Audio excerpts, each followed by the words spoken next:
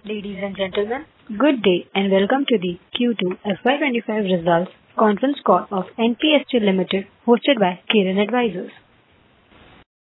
As a reminder, all participants' line will be in the listen-only mode and there will be an opportunity for you to ask questions after the presentation concludes.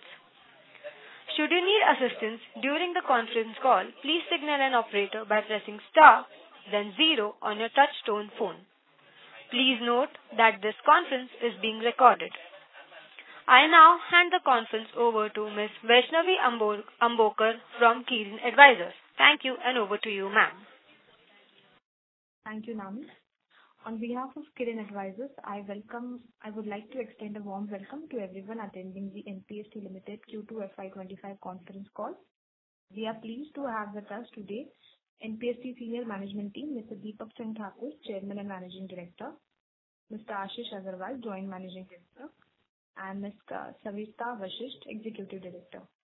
The call is scheduled to run for approximately 40 to 50 minutes. To ensure that everyone has a chance to engage, we kindly request that each participant limit their question to 2.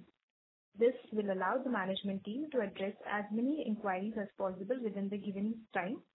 If we are unable to answer any questions during the call, please don't hesitate to reach out us at info@kirinadvisors.com. We will gladly coordinate with the management team to arrange further discussion. We greatly appreciate your understanding and cooperation, and we look forward to a productive and engaging session. With that, now I hand over the call to Mr. Deepak Singh Thakur. Over to you, sir. Hey, hi Vaishnavi, thank you so much. And thank you everyone for joining today's call. Before we begin this con call, I just want to take a liberty of using just 2 minutes, not more, to talk something which is not very specific to NPST but very important for us. On 10th January 2008, there was this great vision which came out in India, and there was a very strong statement that came out with the vision was promise is a promise, and that is what came from Sir Ratan Tata. I think that was one of the key, or I would say one of the most important day in the life of entrepreneurs like us, who realize what a vision can be and how it can shape up the future destiny.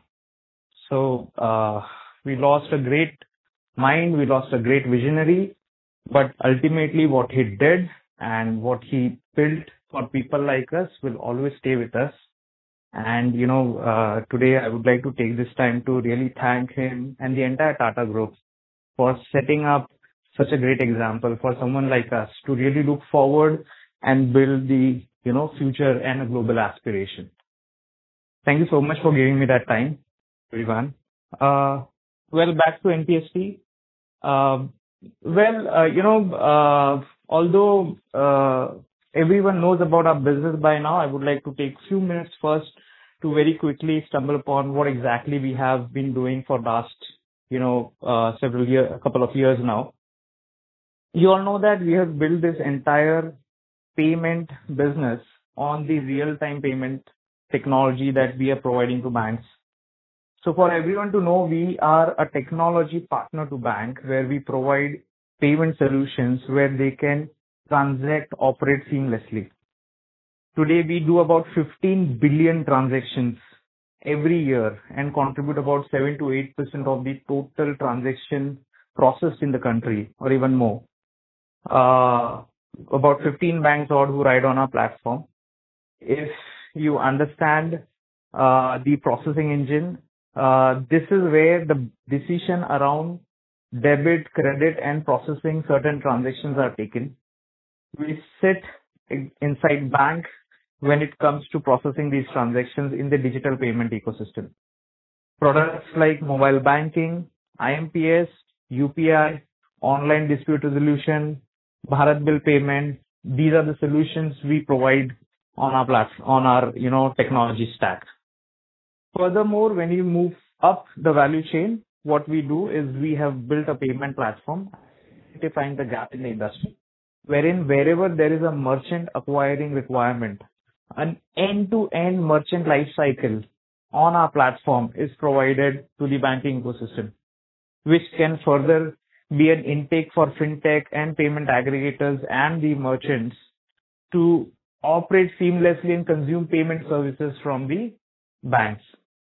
And that is what is called a payment platform as a service business for us. Now, these are two major core factors of our business on our, in the P&L that we bring in. At the same time, being innovative, we work relentlessly and we work on a very, very quick pace so that we keep on adding more and more product stacks. So the shape of the organization that you may see in the beginning of the year, by the end of the year, it may completely change depending on the kind of products we have launched, the kind of services we have, and at the same time, the kind of, approach we have for a particular business. So all of that being an innovative and disruptive segment, we continue to do so. So for you, very quickly on a business update, we secured a Bharat Bill payment aggregation switch from 2 banks. And right now it is in an operationalization stage. That's the quick update for the last quarter. We also secured one more order for the online dispute resolution from one of the banks. Meanwhile, the offline payment stack which we launched, again, payment platform as a service for the offline business, which is QR, Soundbox, mobile apps, all those features. That business has got an incremental order coming from the existing set of customers we have from the existing banks. We have seen about 20% growth in transaction processing on our platform in, this particular financial year. So we are seeing that it will be more than 15 billion transactions that we will be processing. We have launched multiple new products this Global FinTech Fest. We have taken about 3 to 4 months of product and tech R&D budget to spend on this particular event to ensure that we showcase what exactly we deliver. So in Global FinTech Fest, we have launched instant credit line on UPI, which is if you're tracking UPI, you know that credit line on UPI is the next big thing, which comes with a strong MDR opportunity and strong revenue opportunity for banks as it builds their asset. On the other hand, with all the learning that we have in our transaction business, we have launched Risk Intelligence Decisioning Platform, which exactly profiles the risk of a merchant and the transaction and gives the flag in the system. So we have already launched one phase of that.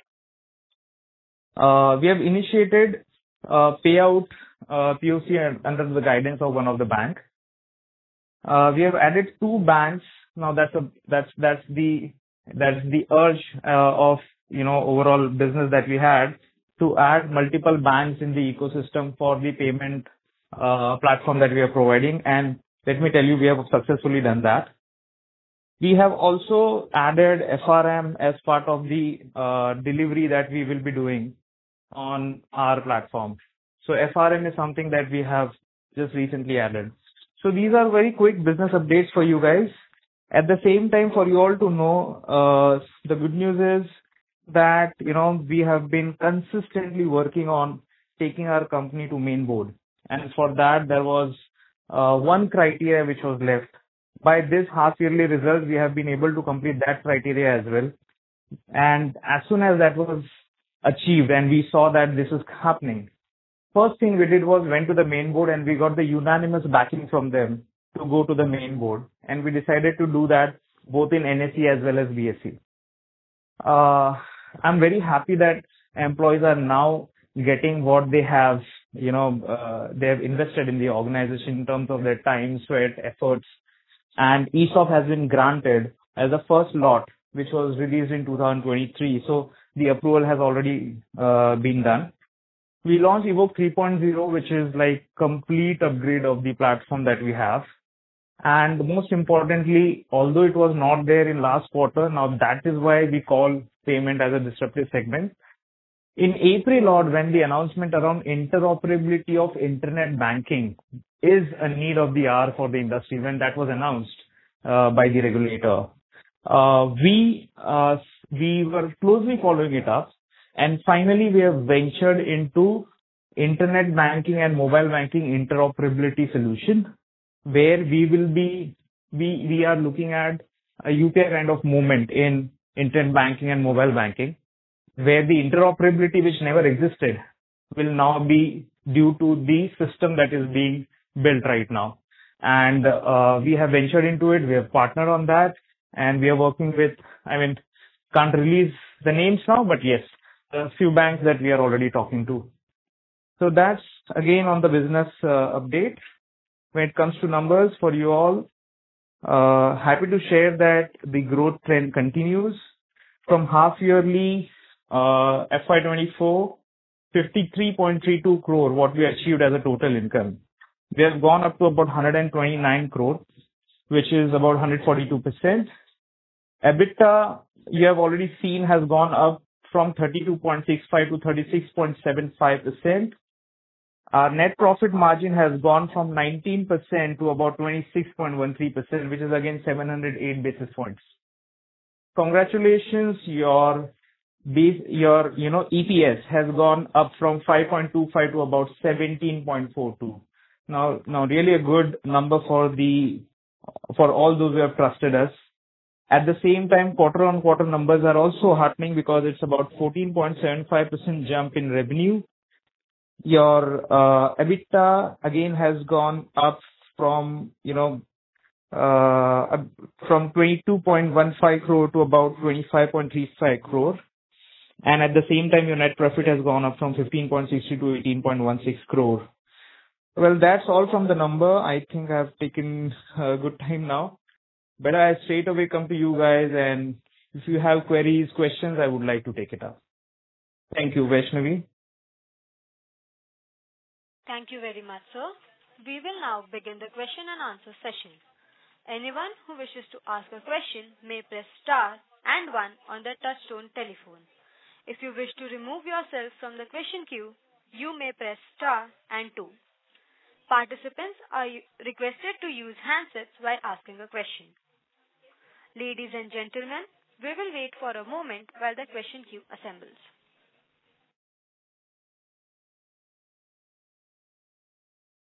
The first question is from the line of Rohit, Invest Analytics Advisor LLP. Please go ahead, sir. Hello. Yeah, Rohit, you're audible. Tell me. Congrats for good set of numbers, sir. Thanks. Can you share the revenue growth guidance for FY26? Are we aiming to sustain the current growth guidance for FY26, or is the company targeting high growth guidance level? Well, I have already given my growth guidance in the beginning of the year. That is what we have been aiming. Doubling our numbers is what we always wanted to do so. And I think that is what we are doing right now. So in terms of percentage growth? So we have already said between 75 to 100% for the entire year. Is it also for next year? No, next year, I better give that guidance by March, because, like I said, that from the time we begin a year till the end, there are a lot of changes and a lot of opportunities we don't anticipate initially. Like when I say interoperability in internet banking, that's not something which was even there in our, commitment or guidance in the beginning of the year when I spoke to investors, but that has come right now. So it is only good to have the guidance coming in at the right time. Okay, understood, sir. And my next question is, the company has a strong domestic growth. Are there any immediate plan for international expansion? And if so, what market are you targeting first? And what are the biggest challenges you are seeing in scaling globally? Let me be honest. This question is coming to us every quarter, and we keep on saying that we have been assessing it very strongly. There's a good progress, and I have always said that it is 2 years horizon. We don't want to jump, because as soon as we do so, we want to be committed to numbers as well. We want to be committed to the revenue as well. Just not go there and, scratch the surface. So we have already assessed the market, which looks somewhere around Africa, Middle East, and, Asia. So these are the areas which we have assessed based on the product and the portfolio that we are seeing. However, there is a good conversation around UK-like structure coming globally. In multiple countries, the discussions are going on. So we are in close, we are seeing that very closely. If the opportunity goes beyond these regions which I mentioned, we'll be happy to go there. But establishing an office beyond domestic market, that's what I think you'll have to wait for maybe a couple of quarters more. Okay, sir. Thank you. Yeah, thanks, Rohit. Thank you. The next question is from the line of Parikshit Kabra from PKD Advisors Limited. Please go ahead, sir. Hi, Deepak. Hi, Parikshit. Hi. Congratulations on a great set of numbers once again. Thanks. So just a couple of questions I ask every time. First is the TPAP versus TSP split, if you can share. So 1 second. The TSP is somewhere around 18 to 20% odd, and rest is the platforms. Got it. And the GTV this time, Maha? Ashish, can you click on that number? Yeah, hi Parikshit, how are you? I'm good, how are you? I think Parikshit, this time GPV, GMV is somewhere about same that we have achieved in last year, somewhere about 10,000K, if I'm not wrong. Got it. Perfect. So now, the process of adding, you've given so many updates this time round, Deepak, that it's actually, there are too many questions to catch, so I'm going to try to prioritize a couple. The first one is that, has the transition from 2.0 to 3.0 now complete? Or is it still an ongoing process, still under operationalization, etc., etc.? So, in fact, coincidentally, last week we went into closed user group testing with a new bank of Evoke 3.0, and it's a production testing, by the way. It's not UAT. So I would say that it is already live. However, we would like to see another 15 days what feedback we receive from bank around that. But it's all signed off and it has gone live. Perfect. And you mentioned that you were in the process of adding more sponsor banks, and you gave an update this time around that you have done that. So I just wanted to clarify that. So have we added one more sponsor bank, and has it gone live, or is that what is the exact number? So we added 2 sponsor banks, not just one. Looking at the last quarter, as soon as we realized that how quickly we'll have to get into this decision meticulously, we fast-tracked it. We pushed all our focus on adding more banks. The vision is to add 10 banks. Earlier, we were just thinking about 2, 3. So we have already been able to crack 2. And one is already in the production CUG. The other one is in the pre-production stage. So, yeah, that's the status. What would be the timelines for these to go, fully commercialized manner? I would say that by this month end, I would say somewhere in mid-November, we should be able to complete all the cooling period we have when we take the platform live. So, yeah, somewhere in mid-November, we should have it fully commercialized. Got it. All right, perfect. I'll get back in the queue. Thank you so much. Thanks, Parikshit. Yeah. Thank you. The next question is from the line of Akshay from CD Integrated Service Limited. Please go ahead, sir. Hello, sir. Am I audible, sir? Yeah, Akshay, you're audible. Tell me. Yes, sir. I just want to ask the 2 questions. The first is on our competitive edge.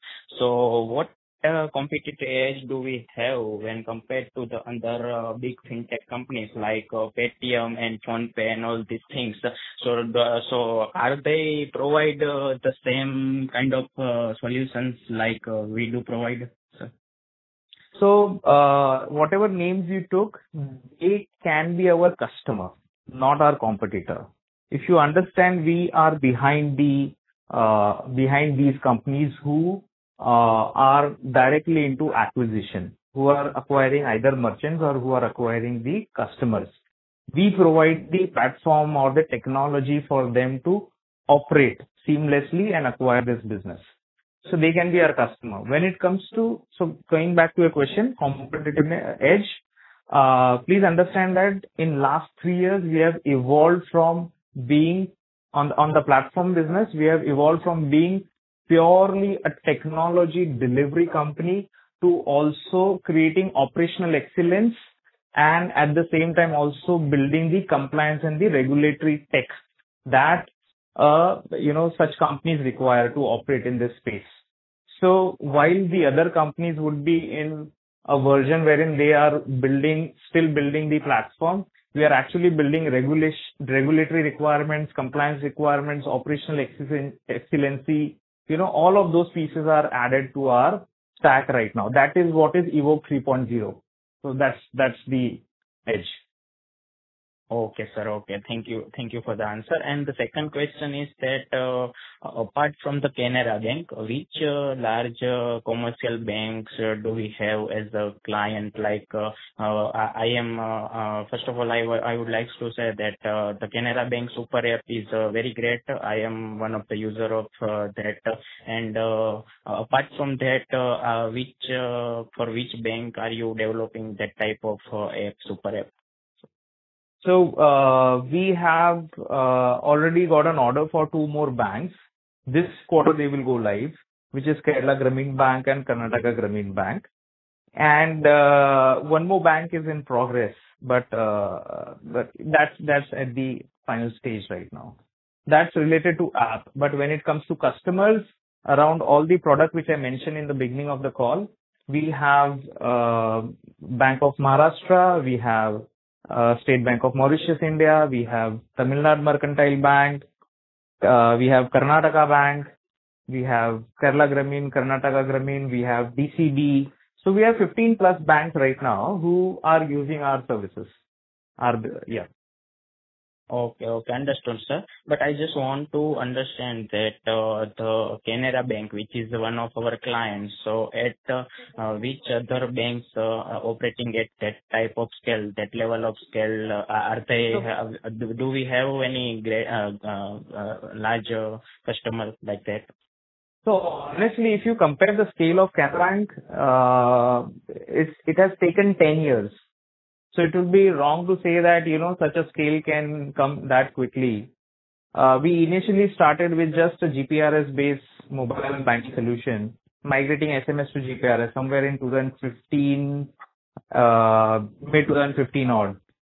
From there, then there was IMPS, which is a full-blown solution across all channels, including FIR, foreign inward remittance, then UPI, then merchant acquiring, then Super App. So comparing Canara Bank with others will not be easy. So every single bank contributes to the stack that we have right now. So other banks will take time to evolve that much.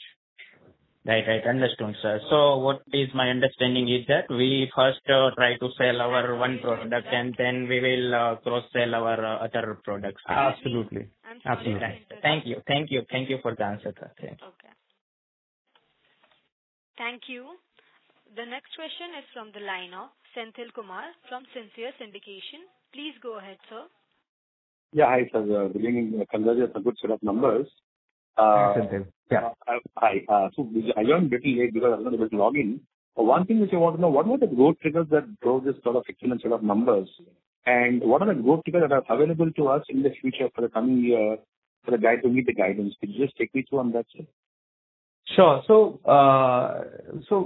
if you want to understand the trigger, I always say that what is that we are adding to the platform is very important because as and when we scale our platform, as and when we add new products, the revenue sources increases. So I'll give you an example.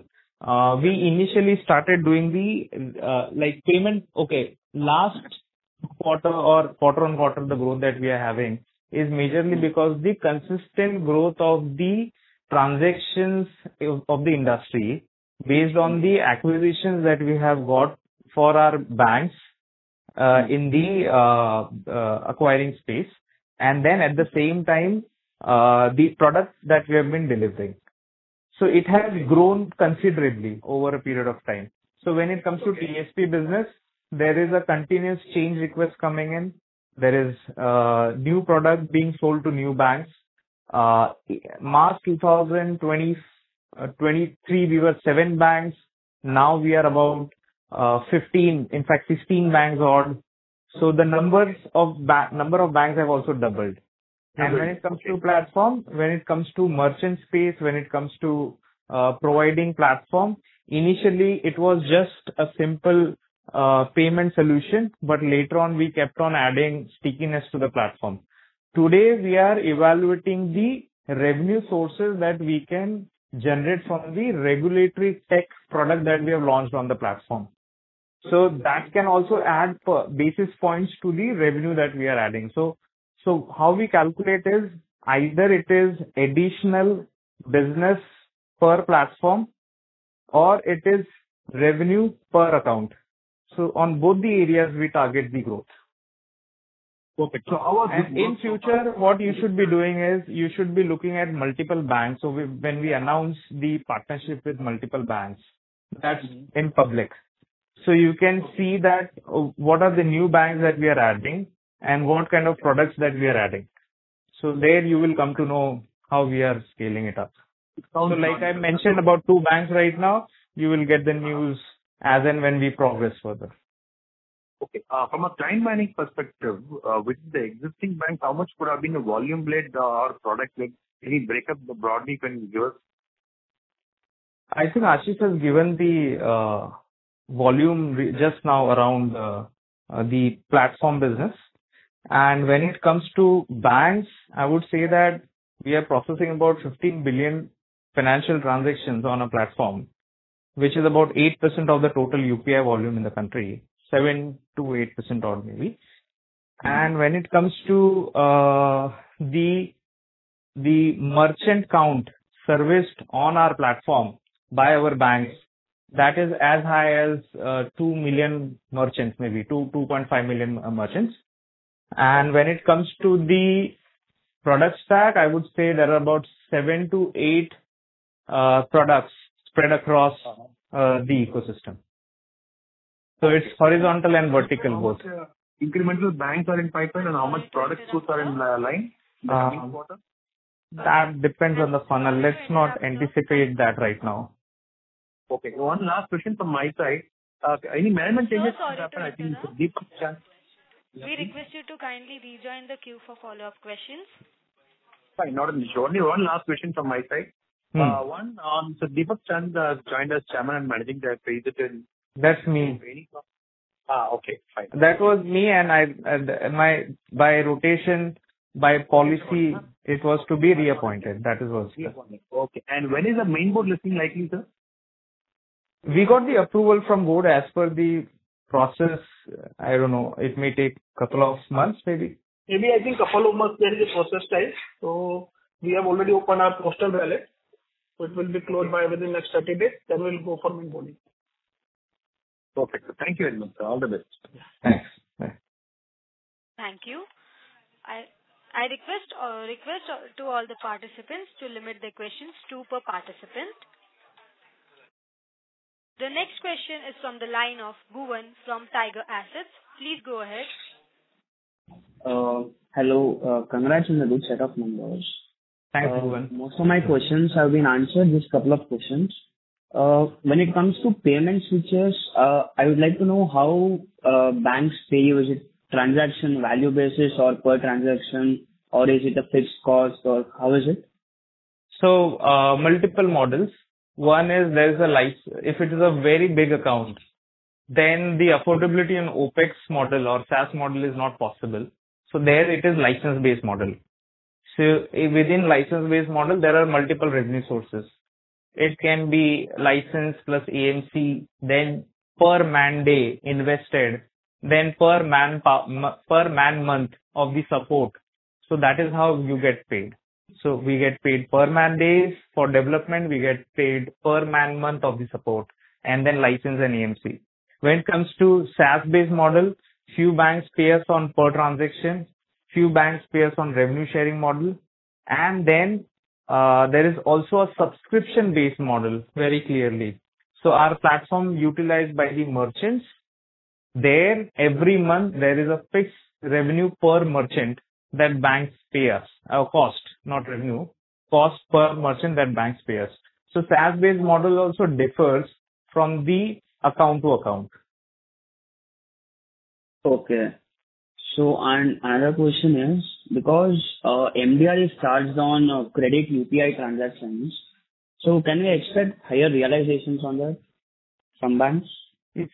So for now, credit card and credit line is being looked up by bank very strongly to add to the revenue sources.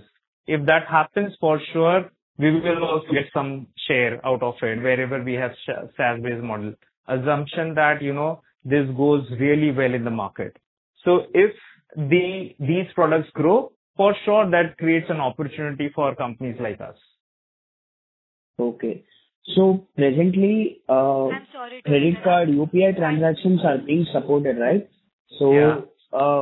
how much percent of your revenue is coming from credit transactions? Sorry, it's a follow-up May I question. request you to Yeah, rejoin I will the answer queue? that question.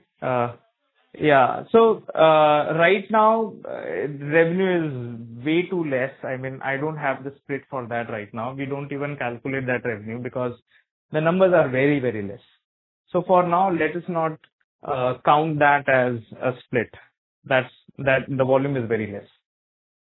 We don't have the split. Thank you, sir. The next question is from the line of Keshav from Niveshaay. Please go ahead. Yeah, thanks for the opportunity and congrats for the set of numbers. Thanks, So I Keshav. just wanted an update, like last time you mentioned about embedded finance. So is there any update on that project? Yeah. So embedded payments is something that we have invested for last 1 year right now. And this is more like an IoT technology where any device which is connected over the internet should also have the ability to pay itself for the payment generated towards the use of that particular device. Now that's where we have worked, but I cannot share further information on it because we are yet to receive lot of go ahead around this particular product. So that's we being a technology partner, we have done our part. We are just waiting for the go ahead in multiple directions. Got it, sir. Thank you so much. Yeah. The next question is from the line of Rajesh Jain from RK Capital. Please go ahead, sir. Yes, sir. Good evening and congrats on superlative performance. Thanks, Rajesh. And on migrating to main boards. So, Yeah. sir, in your recent exchange filing on 19 September, you mentioned about some policy upgrades for Evoke 2.0 and some short-term impact too. So, could you just elaborate on that, like what policy changes you have done and in what way and to what extent do you anticipate short-term impact? So we are live for last 3 years now. And when we were scaling our Evoke 1.0 to Evoke 3.0, we scaled the entire technology, operations, compliances, policies, and program structure that we have in our platform. However, from the bank side also, a similar upgrades were expected. These upgrades are specific to the technology audit, the operational audit, the risk propositions, and the compliances built in the banking ecosystem. Basis that these policies are to be applied. And for that, I believe that the overall impact would be on the business which is around the payment platform. And that is specific to a bank. It is not specific to us, or it is not very specific to, multiple banks that we are having. So those are the changes we have applied. It will definitely have an impact of about, let's say, 3 to 4 months for one specific bank.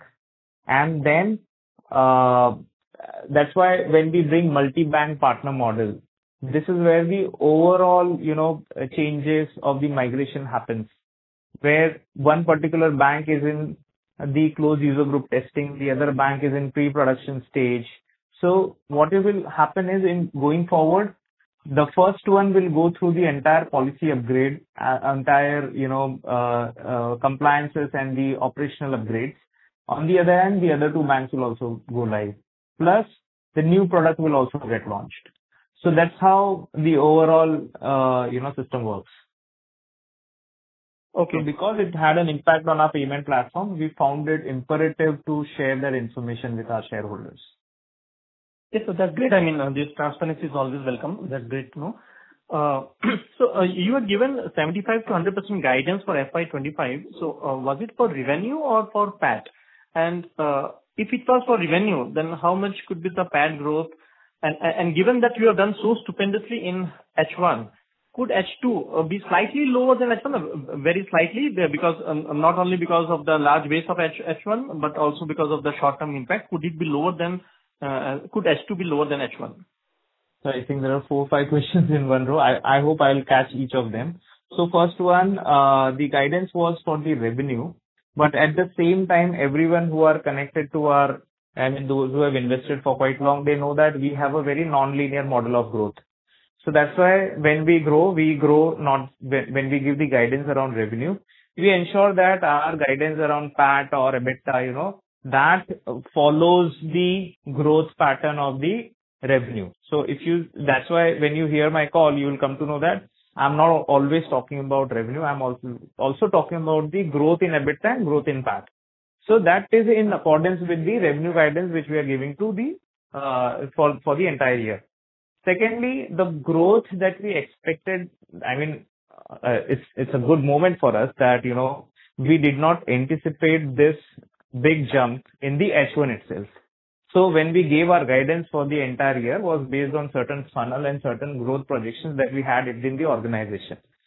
Our team has really worked well to ensure that, we have been able to do even better than what we have guided.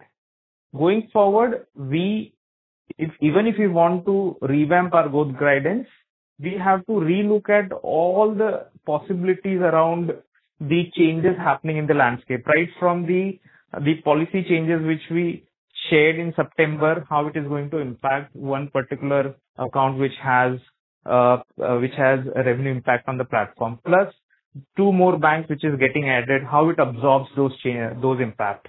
Third, the new products which are getting launched, how it is going to contribute to those particular to the revenue sources that we are bringing in.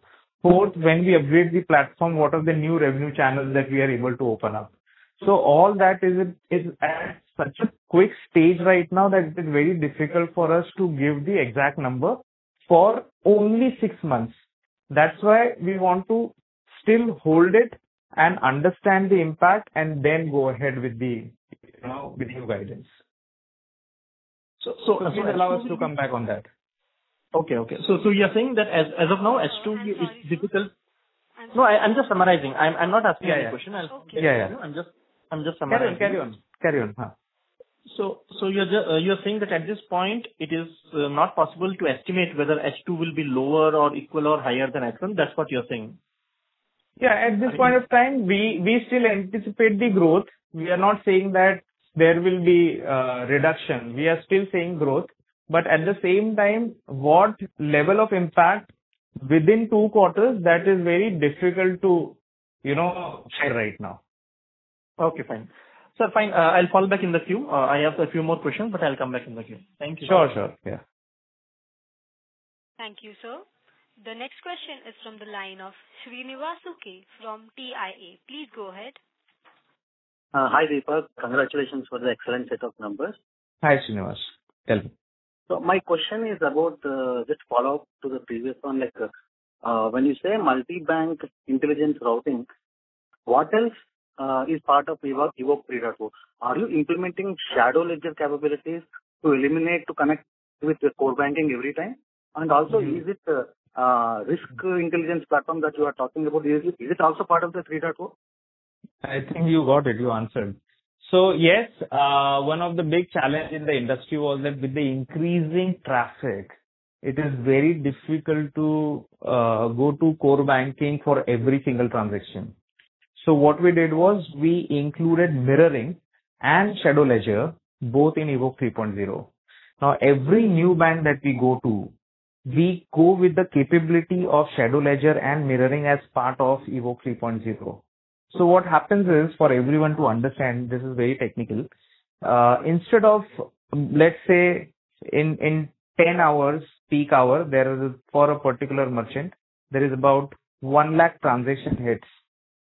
Instead of 1 lakh transaction going to core banking, there every 2 hours there will be a batch which will hit one transaction, and there is a shadow ledger created which ensures that all the transactions are reconciled later on. So there are only 10 hits versus 1 lakh hits. That's the efficiency created in the system and load reduced from bank. So that's Evoke 3.0. That's the capability built in it. And when I say we are in closed user group testing, it is taking time, is majorly because this kind of humongous upgrade that we have brought into this system. Second is, when I say risk intelligence decisioning platform, we decided that for 6 months there will be no cost to it, and we will include this as part of our platform. Quite interestingly, when we went ahead, we started presenting it to banks. We started getting requests to implement this for their existing systems. So we believe that this particular piece will also start getting monetized in this financial year. Yeah. Okay. Thanks for answering that. And my second question is about the FRM that you talked about it earlier. Your competitor has already done this FRM for NPCI central backbone infrastructure. So I just wanted to know, what are you doing in FRM? Is it in edge level or is it in central backbone? So we are doing an inbuilt FRM in our system. So FRM is a third party system, of course. It cannot be part of your system. So there will be always a third party playing like an auditor role of FRM, which you have to take it from outside. But here what we did was, that will always happen at the bank level, but we built certain FRM rules in our system to ensure that the risk in the system is reduced even before anyone applying FRM on our platform. So we are only strengthening the capability of the system from the risk perspective. Understood. Thanks a lot. I'll come back again. Thank you. Thanks, Srinivas. Yeah. Thank you, sir. The next question is from the line of Nikhil Poptani from Kizuana Capital. Please go ahead, sir. Hello, am I audible? Yeah, Nikhil, tell me. Yes, sir. Firstly, congratulations on great set of numbers. Most of my questions have been answered. So, sir, I would just like to, if you could just summarize the revenue model of the company for us. I got the clarity, but if you could just summarize, what is our differentiation, what is our competitive advantage, and how we are better than the competition, and who are our competition? I believe that's a whole presentation what you've asked. I will try to shorten it down to 2 minutes. One, when it comes to revenue model, like I said, so in fact this annual report, there was one section we have covered exactly on this place. Please pick that annual report. There's a license model where I have already explained this, where the transaction volume is humongous, or the merchant or the business volume is humongous. That is not possible to bring on a SaaS-based model, so they go on a license-based model. So that's like banks like Canara or Bank of Maharashtra. They are on license-based model. Okay.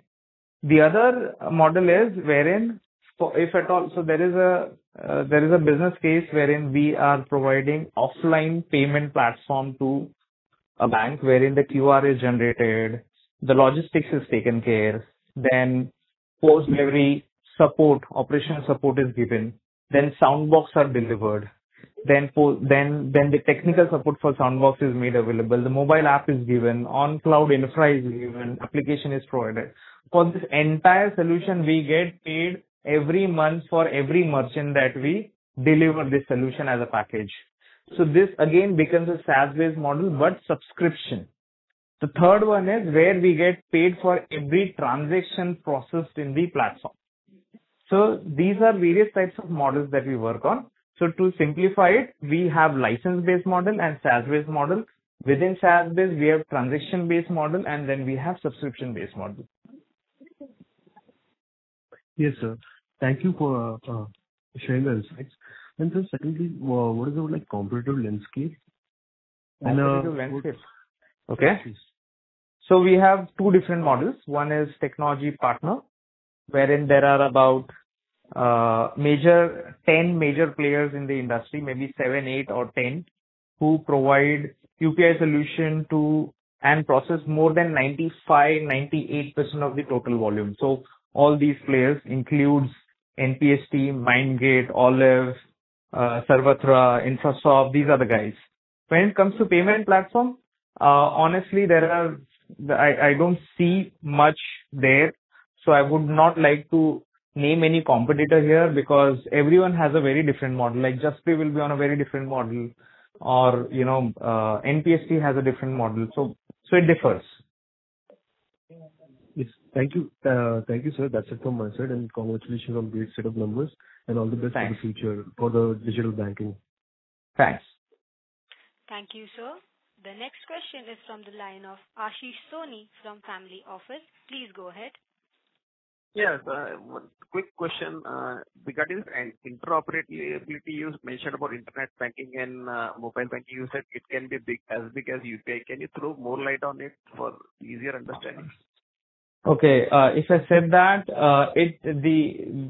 that's from the technology perspective.